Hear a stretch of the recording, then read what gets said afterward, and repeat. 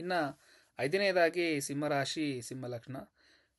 ಈ ರಾಶಿ ಲಗ್ನದಲ್ಲಿರ್ತಕ್ಕಂಥವ್ರಿಗೆ 2026ರ ಒಂದು ಹೊಸ ವರ್ಷದ ಫಲಾಫಲ ಯಾವ ರೀತಿ ಇದೆ ಅಂತ ನಾವು ನೋಡೋಣ.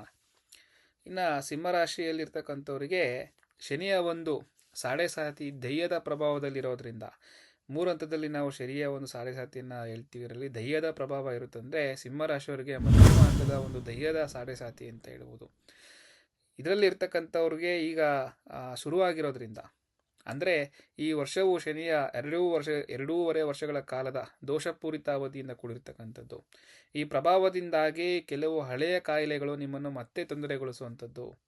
ಏನೇ ಅಂದರೂ ಕೂಡ ನೀವು ಎಷ್ಟೇ ಜಾಗರೂಕರಾಗಿದ್ದರೂ ಕೂಡ ನಿಮ್ಮ ಆರೋಗ್ಯಕ್ಕೆ ಹೆಚ್ಚಾಗಿ ಅನಾನುಕೂಲವಾಗಿರತಕ್ಕಂಥದ್ದು, ಕೆಲವೊಂದು ಸಮಸ್ಯೆಗಳಾಗುವಂಥದ್ದು, ಮೂಲವ್ಯಾಧಿ ಮತ್ತು ಮಲಬದ್ಧತೆಯಿಂದ ಬಳಲುತ್ತಿರುವಂಥದ್ದು ಅಥವಾ ಬಳಲುತ್ತಿದ್ದರೆ ಆರೋಗ್ಯಕರ ಆಹಾರವನ್ನು ತೆಗೆದುಕೊಳ್ಳಬೇಕಾಗುತ್ತೆ ಮತ್ತು ಶಿಸ್ತಿನ ದೈನಂದಿನ ದಿನಚರಿಯನ್ನು ಅನುಸರಿಸಬೇಕಾಗುತ್ತೆ. ಸಂಧಿವಾತ ಮತ್ತು ಏನಾದರೂ ಸಮಸ್ಯೆಗಳಿತ್ತು ಅಂತಂದರೆ ಅದು ಕೂಡ ನಿಮ್ಮನ್ನು ತೊಂದರೆಗೊಳ್ಳುವಂಥದ್ದು ಆಗ್ತಾ ಹೋಗುತ್ತೆ. ಮಾರ್ಚ್, ಜೂನ್ ಮತ್ತು ಡಿಸೆಂಬರ್ ತಿಂಗಳು ನಿಮಗೆ ಆರೋಗ್ಯಕ್ಕೆ ಪ್ರತಿಕೂಲವಾಗಿರ್ತಕ್ಕಂಥ ತಿಂಗಳಂತಲೇ ಹೇಳ್ಬೋದಾಗಿದೆ. ಇನ್ನು ಆರ್ಥಿಕ ಸ್ಥಿತಿ ಹೇಳಬೇಕಂತಂದರೆ ಈ ವರ್ಷ ನೀವು ಯಾವುದೇ ಒಂದು ಹೊಸ ಯೋಜನೆಗಳಲ್ಲಿ ಹಣವನ್ನು ಹೂಡಿಕೆ ಮಾಡಬೇಕಾಗುತ್ತೆ. ಅಂದರೆ ಮಾಡುವಂತಹ ಒಂದು ಸನ್ನಿವೇಶಗಳು ಕೂಡ ನಿಮಗೆ ಬಂದೊದಗುವಂಥದ್ದು